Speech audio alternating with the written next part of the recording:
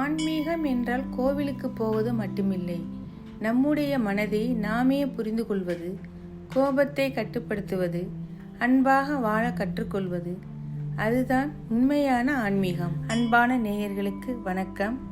கோவிலுக்கு போவது மட்டும்தான் ஆன்மீகமா? இல்லை. உண்மையான ஆன்மீகம் என்ன? இன்று மனிதனிடம் பணம் இருக்கிறது, புகழ் இருக்கிறது, ஆனால் மன அமைதி இல்லை. ஏன் தெரியுமா?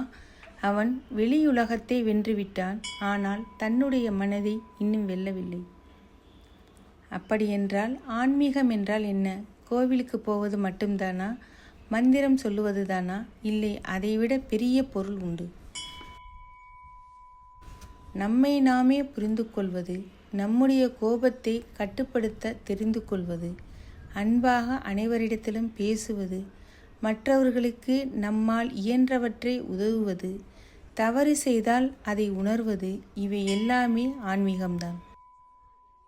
ஒரு மனிதன் தினமும் கோவிலுக்கு போகலாம், ஆனால் வீட்டில் எல்லோரிடமும் அன்பாக இல்லாமல் அனைவரிடமும் எப்பொழுதும் கோபமாக நடந்து கொண்டே இருப்பார். அது ஆன்மீகம் அல்ல.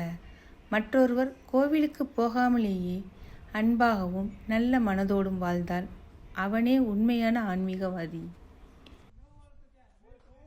ஆன்மீகம் நமக்கு தருவது மன அமைதி, நம்பிக்கை, பொறுமை, உள்ளார்ந்த சந்தோஷம்.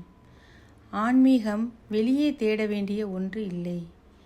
அது நம்முள் இருக்கும் ஒளி.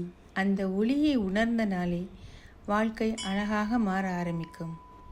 தன்னுடைய மனதை வெல்லும் மனிதனே உண்மையான ஆன்மீகவாதி. இந்த வீடியோ பிடிச்சிருந்தா லைக் பண்ணிக்கங்க, ஷேர் பண்ணிக்கங்க, சப்ஸ்கிரைப் பண்ணிக்கங்க.